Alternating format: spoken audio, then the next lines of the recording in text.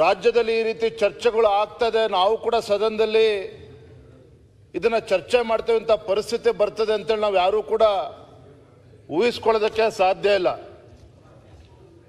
ಇವತ್ತು ಶ್ರೀ ಕ್ಷೇತ್ರ ಧರ್ಮಸ್ಥಳ ಹಿರಿಯ ಸದಸ್ಯರಾಗಿರ್ತಕ್ಕಂಥ ಮಾನ್ಯ ಸುರೇಶ್ ಕುಮಾರ್ ಅವರು ಹೇಳಿದ ಹಾಗೆ ಇದು ಕೇವಲ ಒಂದು ದೇವಸ್ಥಾನ ಅಲ್ಲ, ಒಂದು ಧಾರ್ಮಿಕ ಒಂದು ಶ್ರದ್ಧಾ ಕೇಂದ್ರ.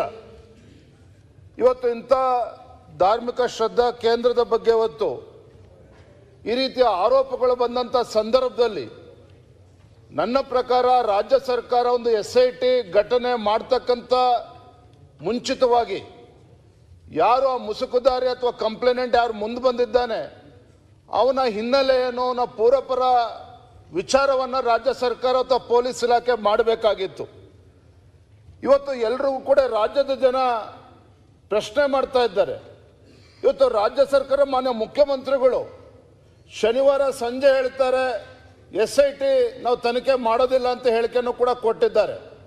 ಆದರೆ ಭಾನುವಾರ ಬೆಳಗ್ಗೆ SIT ತನಿಖೆ ಮಾಡ್ತೇವೆ ಅಂತೇಳಿ ಸ್ವತಃ ಮುಖ್ಯಮಂತ್ರಿಗಳು ಕೂಡ ಹೇಳಿಕೆಯನ್ನು ಕೊಟ್ಟಿದ್ದಾರೆ. ಹಾಗಾಗಿ ಇವತ್ತು ಸದನದಲ್ಲಿ ಕೇಳ್ತಕ್ಕಂಥ ಪ್ರಶ್ನೆ, ಇವತ್ತು ರಾಜ್ಯ ಸರ್ಕಾರ SIT ತನಿಖೆ ಮಾಡಬೇಕು ಅಂತೇಳಿ SIT ಇವತ್ತು ಸ್ಥಾಪನೆ ಮಾಡಿದ್ರು ಅಂತ ಹೇಳಿದ್ರೆ ಯಾವ ಶಕ್ತಿಗಳು ಇವತ್ತು ಮುಖ್ಯಮಂತ್ರಿಗಳ ಮೇಲೆ ಒತ್ತಡ ಹಾಕಿದ್ರು, ಯಾವ ಸಂಘಟನೆಗಳು ರಾಜ್ಯ ಸರ್ಕಾರದ ಮೇಲೆ SIT ಮಾಡಬೇಕು ಅಂತೇಳಿ ಒತ್ತಡ ಹಾಕಿದ್ರು ಅಂತಕ್ಕಂಥದ್ದು ಕೂಡ ಈ ಸದನಕ್ಕೂ ಕೂಡ ಹೇಳಬೇಕಾಗ್ತದೆ, ರಾಜ್ಯದ ಜನರ ಗಮನಕ್ಕೂ ಕೂಡ ತರಬೇಕಾಗ್ತದೆ. ಸಾಕಷ್ಟು ಅಪಪ್ರಚಾರಗಳಾಗಿದ್ದಾವೆ ಇವತ್ತು ಈ ವಿಚಾರದಲ್ಲಿ.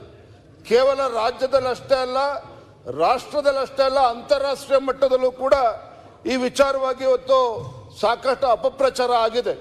ಇವತ್ತು ರಾಯಚೂರು ಇರ್ಬೋದು, ಗುಲ್ಬರ್ಗ ಇರ್ಬೋದು, ಬೀದರ್ ಇರ್ಬೋದು, ಕೊಪ್ಪಳ, ಬಳ್ಳಾರಿ ಎಲ್ಲ ಜಿಲ್ಲೆಗಳಲ್ಲೂ ಕೂಡ ಕೋಟ್ಯಾಂತರ ಹೊತ್ತು ಭಕ್ತರು ಹೊತ್ತು ಬೀದಿಗಿಳಿದು ಹೊತ್ತು ಈ ಪ್ರತಿಭಟನೆ ಮಾಡ್ತಕ್ಕಂಥ ಸಂದರ್ಭ ಸೃಷ್ಟಿಯಾಗಿದೆ ಅಂತ ಹೇಳಿದ್ರೆ ರಾಜ್ಯ ಸರ್ಕಾರ ಎಲ್ಲೋ ಒಂದು ಕಡೆ ಈ ವಿಚಾರದಲ್ಲಿ ಕೋಟ್ಯಾಂತರ ಭಕ್ತರು ಏನು ಒಂದು ಈ ಧಾರ್ಮಿಕ ಕೇಂದ್ರದ ಬಗ್ಗೆ ಒಂದು ಶ್ರದ್ಧೆನ ಇಟ್ಕೊಂಡಿದ್ರು, ಇಂಥ ವಿಚಾರದಲ್ಲಿ ಯಾವ ತನಿಖೆ ಆಗಬೇಕು, ತನಿಖೆ ಬಗ್ಗೆ ನಾವು ವಿರೋಧ ಮಾಡಿರಲಿಲ್ಲ. ನಮ್ಮೆಲ್ಲ ಸದಸ್ಯರು ಹೇಳಿದಾಗೆ ರಾಜ್ಯ ಸರ್ಕಾರ SIT ತನಿಖೆ ಮಾಡಬೇಕು ಅಂತ ಹೇಳಿದಾಗ ಸರಿಯಾದ ರೀತಿಯಲ್ಲಿ ತನಿಖೆ ಆಗಬೇಕು, ಪಾರದರ್ಶಕವಾಗಿ ತನಿಖೆ ಆಗಬೇಕು, ಇದು ಸತ್ಯಾಂಶ ಹೊರ ಬರಬೇಕು ಅಂತ ಅಪೇಕ್ಷೆ ನಾವು ಕೂಡ ಇದ್ವಿ.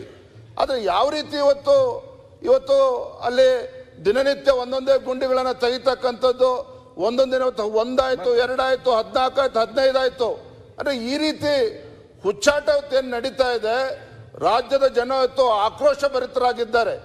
ಇಂತಹ ವಿಚಾರದಲ್ಲಿ ಇವತ್ತು ಹಿಂದೂಗಳ ಭಾವನೆಗೆ ಧಕ್ಕೆ ಬರ್ತಕ್ಕಂಥ ಸಂದರ್ಭ ಈಗಾಗಲೇ ಸೃಷ್ಟಿಯಾಗಿದೆ. ಇವತ್ತು ರಾಜ್ಯ ಸರ್ಕಾರ ಎಚ್ಚೆತ್ತುಕೊಂಡು ಏನು ಎಲ್ಲ ಸದಸ್ಯರು ಇವತ್ತು ಹೇಳಿದ್ದಾರೆ, ಇದು ಯಾವುದೋ ಒಂದು ಹಿಟ್ ಅಂಡ್ ರನ್ ಕೇಸ್ ಆಗೋದಕ್ಕೆ ಮಾನ್ಯ ಗೃಹ ಸಚಿವರು ರಾಜ್ಯ ಸರ್ಕಾರ ಬಿಡಬಾರ್ದು. ಇವತ್ತು ಹಿಟ್ ಅಂಡ್ ರನ್ ಆಗ್ತಕ್ಕಂಥ ಕೇಸ್ ಆಗಬಾರ್ದು.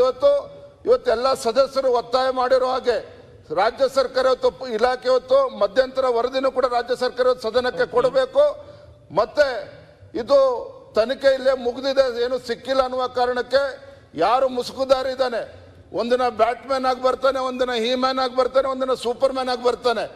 ಯಾರು ಈ ವ್ಯಕ್ತಿ ಇದ್ದಾನೆ ಇವನ ಬಗ್ಗೆ ಮತ್ತು ಇವನ ಹಿಂದೆ ಇರ್ತಕ್ಕಂಥ ವ್ಯಕ್ತಿಗಳ ಬಗ್ಗೆನೂ ಕೂಡ ಸರಿಯಾದ ರೀತಿಯಂತ ತನಿಖೆ ಆಗಬೇಕು ಅಂತೇಳಿ ನಾನು ಈ ಸಂದರ್ಭದಲ್ಲಿ ಆಗ್ರಹ ಮಾಡ್ತೇನೆ. ಮಾನ್ಯ ಸಭಾಧ್ಯಕ್ಷರೇ, ನೆಕ್ಸ್ಟ್ ರಂಗನಾಥ್. ಮಾನ್ಯ ಅಧ್ಯಕ್ಷರೇ, ಇವತ್ತು ಒಂದು ಬಹಳ ಗಂಭೀರ